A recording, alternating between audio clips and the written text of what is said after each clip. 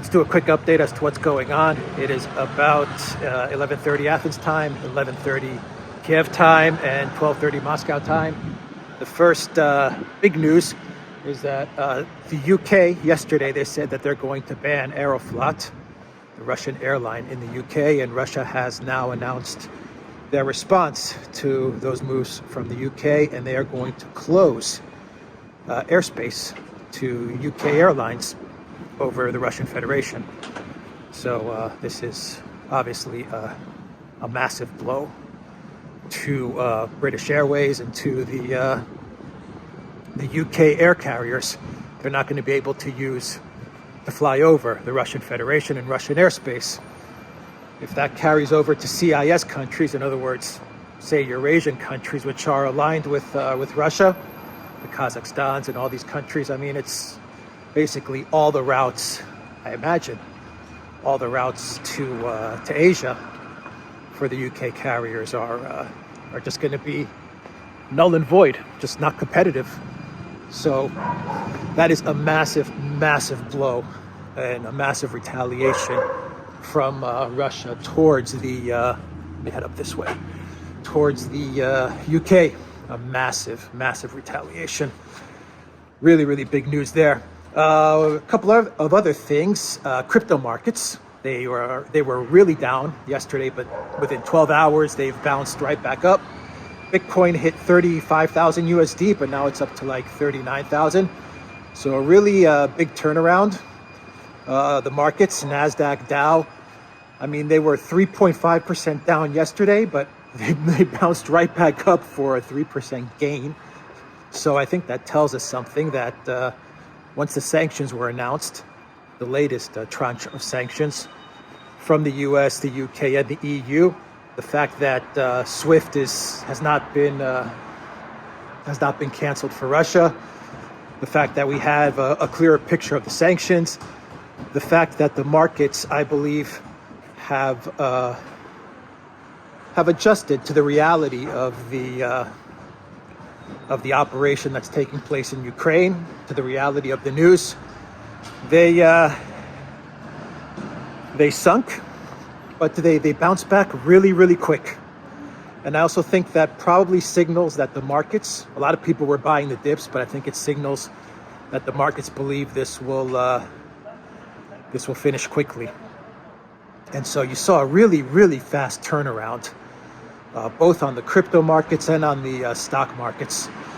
Obviously, I don't need to talk about oil and gas, and that's just, I think we passed $100 now in a barrel. So that's going to continue to rise. Those energy costs are going to continue to go up, and that just means money for the energy producers, so they come out winning in this. China obviously comes out winning. The Asian airlines, boy, are they going to be big winners? The fact that they'll be able to access the Russian Federation airspace. I mean, you're talking about the largest, landmass in Europe. I mean, from Europe to Asia. I mean, that's Europe and Asia right there that you have to fly over. So, they're going to be the big winners, the Asian airlines.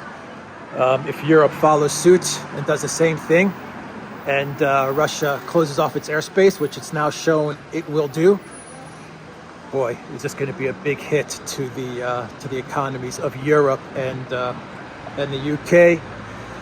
And so we saw the sanctions now. The markets have reacted, and the markets are back up. And we'll see now what happens. How does the US, the EU, and the UK react now? I would say the best thing for them to do is to do nothing.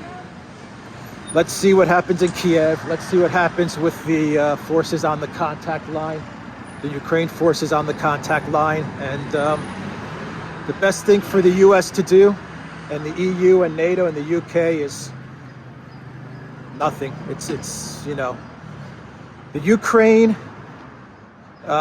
chess piece appears to have been taken off the board now. The Maidan project of 2013 and 14, the Obama-Biden project of the Maidan quote-unquote revolution and the coup d'etat that started in 2014 appears to be coming to an end under President Biden 2022, which is kind of odd, kind of interesting there, that it started with the Biden and that it started with Biden and it ends with Biden.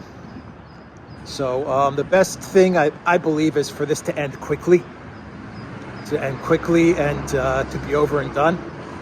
The worst thing that could happen would be if this gets drawn out. That would be a catastrophe. But we'll see.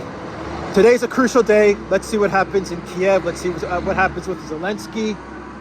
And let's see what happens in East Ukraine. And I think the rest of the world just has to just monitor it. And there's not much else that can be done. Anyway, that's the update. I wanted to update on the retaliation with the airlines and the flights. I wanted to talk a little bit about crypto, the crypto markets and the stock markets, and some of the sanctions that now I think everyone has started to digest and to react and analyze. That's the video, guys. Take care.